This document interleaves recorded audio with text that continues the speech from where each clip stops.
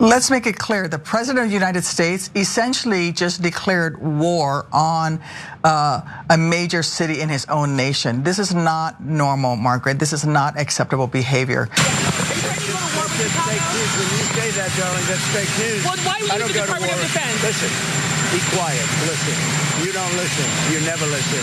That's why you're second rate. We're not going to war. We're going to clean up our cities. We're going to clean them up so they don't kill 5 people every weekend. That's not war. That's common sense. Ew. All right. Well, is Donald Trump declaring war on the city of Chicago? Illinois Senator Tammy Duckworth seems to think so, but Trump is giving some mixed signals here. So here's what Trump posted on Truth Social after he signed an executive order to rename the Department of Defense the Department of War. He wrote, or this is what he posted, it's a meme. So it's a photo of him, it's a whatever AI image of him looking like a weird, the character out of Apocalypse Now. Oh, okay. I didn't watch that movie, so I didn't recognize it. Anyway, I love the smell of deportations in the morning. Chicago, about to find out why it's called the Department of War. Okay, so. Gee, I wonder why she asked you if you're going to war with Chicago. Yo, shut up. That's why you're second rate, shut up. No, then your meme is second rate, bitch. Like, I know that none of these reporters can say anything because, oh my God, you're not supposed to get into a confrontation with, I don't know why you're not supposed to get into a confrontation. That's actually wrong. You should be confrontational with politicians, Republicans and Democrats. That's old school journalism. This kind of soft ass stuff doesn't work for me. Now, nothing wrong with what she asked. She asked the right question, right? But I know she's not allowed to respond. And then they'll, then he'd try to take away funding and your license and because he's an authoritarian clown and all that stuff. Okay, but brother, you put out a meme saying that apocalypse and war is coming to Chicago. She's asking you, is war coming to Chicago? Because you posted it. Is there ever a day, like this is what I wanna know about Trump. Is there a day in his second term where he doesn't make a point to communicate to the American people that he finds them to be his enemy? Yeah. Because that's what he does on a daily basis. He can't help himself, whether it's his own MAGA base, okay, where he's, basically chiding them for demanding that he release the goods on the Epstein files because it was a campaign promise. Members of his cabinet were promising to do it. Oh no, you guys are a problem. I don't want your support. I don't want your support. You're the enemy, okay? And when it comes to various cities, whether it comes to reporters, good American people constantly get chided as the enemy by the President of the United States. We're in super, super dark territory right now. Now, nonetheless, despite Trump's threats to send in the National Guard to Chicago, he hasn't taken any action yet, according to Senator Duckworth. This is not normal, Margaret. This is not acceptable behavior. No, we don't have any indications of them getting ready to send troops into Chicago. In fact, I was out at Great Lakes base yesterday, Naval Training Base, and they were able to confirm that the only assistance they've been requested to provide is just office space for ICE, but that there are no barracks, no detention facilities, none of that is being requested or prepared in order to support troops into Chicago. So then is this just, social media trash talk? When you say he's declaring war, is this tongue in cheek? I think he's renaming the Department of Defense the Department of War. And did he not just say that Chicago will find out what it means to be at war? I take what the President of the United States says very seriously because that is the respect you have to give to the office. And if that's what he's declaring, then let me make it clear. It would be an illegal order to declare war on a major city, any city within the United States by the President of the United States. Well, we've shown, or we have seen as a result of the Trump administration showing us, they don't really care about the rule of law at all. I mean, they'll blow up a random boat in the middle of the ocean and claiming that it's carrying drug cartel members without naming a single target or providing any evidence for why they believe that that is a drug cartel boat. At the same time, though, you also have the governor of Illinois, J.B. Pritzker, saying, no, there has been some action taken already. Let's hear what he has to say. We did get one call finally. This is after weeks of Donald Trump threatening and saying he's sending troops in and not telling us exactly what their plan is. But we got one call from this fellow Gregory Bovino, who's a leader at Customs and Border Patrol and ICE. And he's the one who caused a lot of the mayhem in Los Angeles. He is apparently leading the effort to come into Chicago. And he called our state police and let us know, let our state police director know only that they are coming and that they intend to be in place by the end of this week. And that's it. They didn't tell us how many. They didn't tell us what actions they're going to take. They didn't tell us what neighborhoods. So he also stated later in the interview that there are around 300 federal agents stationed around Chicago getting ready to target Chicago communities. And then when Trump was confronted about the Truth Social meme by NBC News White House correspondent, he just labeled the threat of war as fake news, even though he's the one who posted it on his account. He's the governor has pledged to hold the line, and both Chicago officials and residents are getting ready to push back. Pritzker has promised that legal action would follow a deployment, though he said last Tuesday that Illinois would only file a lawsuit against Trump once the president's justification for deploying the National Guard in Chicago is known. And over the weekend, thousands of people gathered across Chicago or the Chicagoland area to protest Trump's threats. Just a quick video on that. Protests were all across the Chicago area yesterday, including at an ICE processing center out in the suburbs. And that's actually where they'll take migrants and temporarily house them at points while they're in that processing center. Now, the small crowd screaming at ICE officers and ICE officers pushing back literally. And then over at the naval base north of Chicago, local leaders warning that at least 300 federal agents would be using the base as an immigration enforcement command center.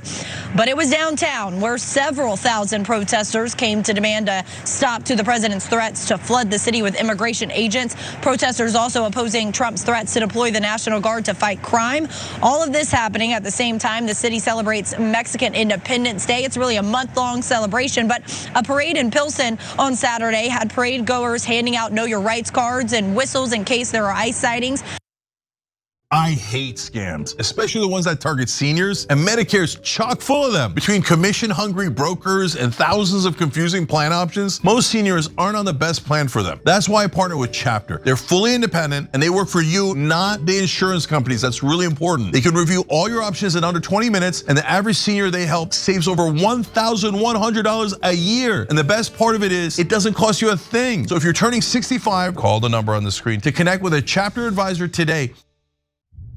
And earlier this morning, the Department of Homeland Security announced Operation Midway Blitz.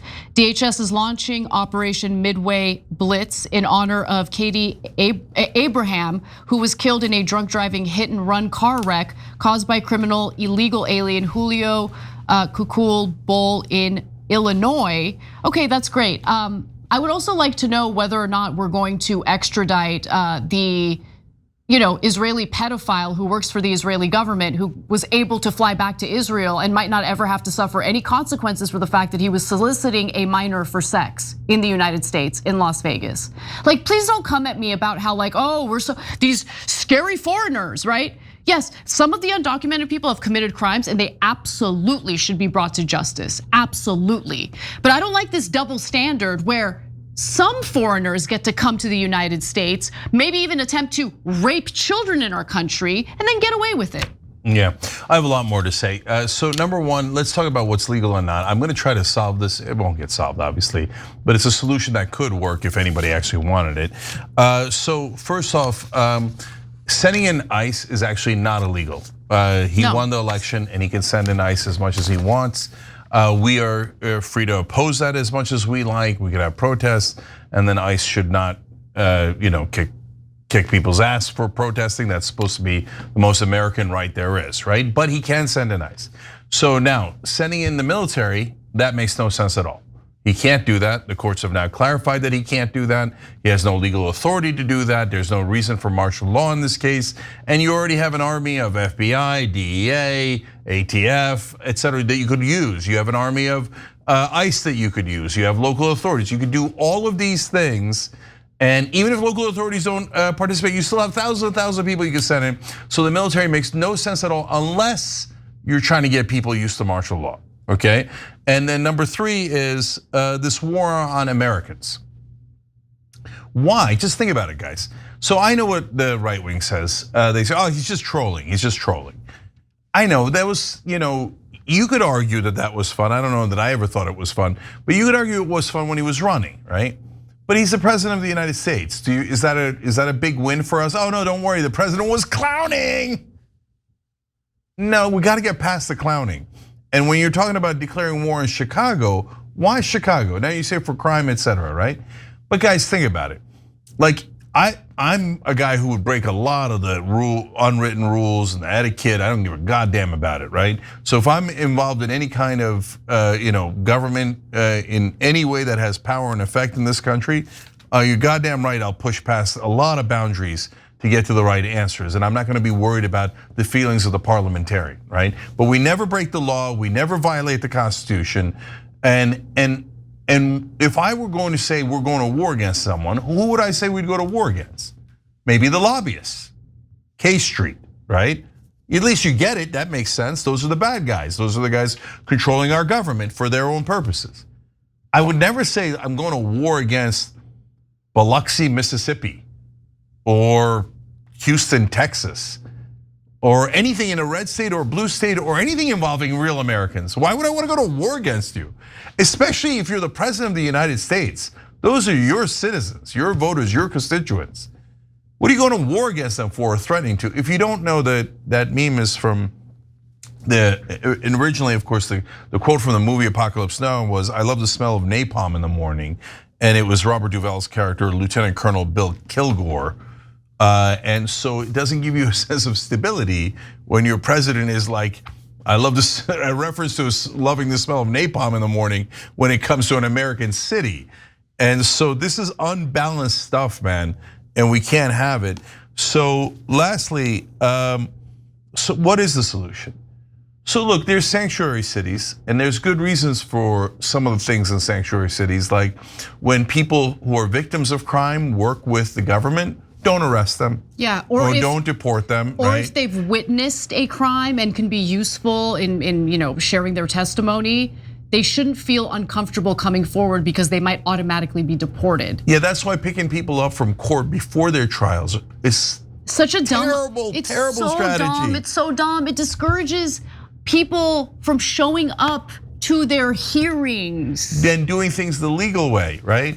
So, but if Trump huffed and puffed, and at the end, what he got was a deal where you get one exemption for the sanctuary cities, which is ICE is allowed to come and pick up criminals who have already been convicted and are about to be released from prison and are undocumented. That exemption makes sense. 100%. We should let the federal government do its job when we all agree that, or almost all of us agree that criminal undocumented immigrants should not be allowed to stay. So that's a reasonable thing to do. This declaring war on each other is madness. I hate it, I really do. Yeah. You want a leader who loves the country and the people in it, not a leader who sees the people of this country as his enemies. Like it's really disgusting. And it breaks, it just breaks this country down in some of the most nefarious ways. So. And I don't want to get used to the military in our streets. No. That's treading on us, man.